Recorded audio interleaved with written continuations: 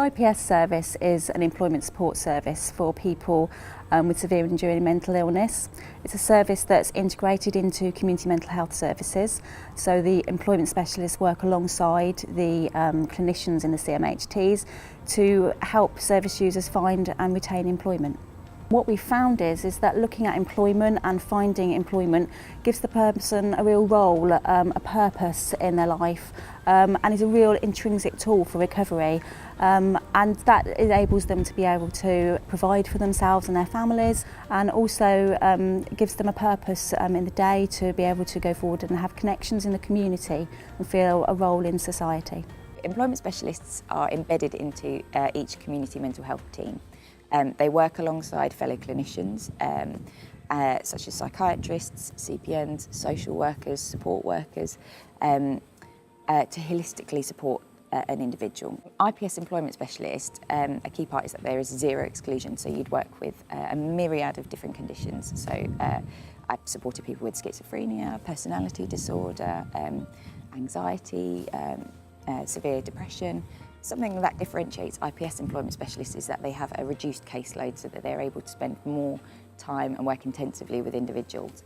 So they have a maximum caseload of 20, maximum 25 service users at any one time. Following completion of the vocational profile, when I meet with a service user, each time we meet, we'd complete an action plan, vocational action plan, which enables the service user to have responsibility for their employment journey. So there'd be actions for myself as the employment specialist, such as going to liaise with various employers on their behalf potentially, and there'd be actions for the service user to go away and look at producing the beginnings of a CV for us to review together, to look at potential job descriptions for a role that they're interested in. A key part of an employment specialist role is that they go out and engage with employers face to face. So not everything is done online, an awful amount of jobs are unadvertised, and that's where IPS differs from other models of supported employment, in that they go out and engage with employers face to face to really sell the strengths and the skills of the service user. A massive thing that I think differentiates IPS is that a key part is ongoing follow-on support,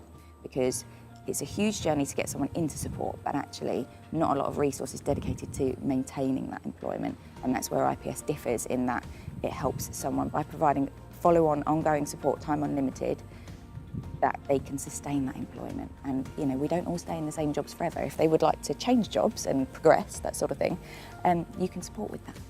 We've been really fortunate in Northamptonshire to have an IPS pilot that's been running, which has showed us the real benefits. It has given us a really good understanding of the service, and led us to be in a position to work with our CCG colleagues to bid for further funding.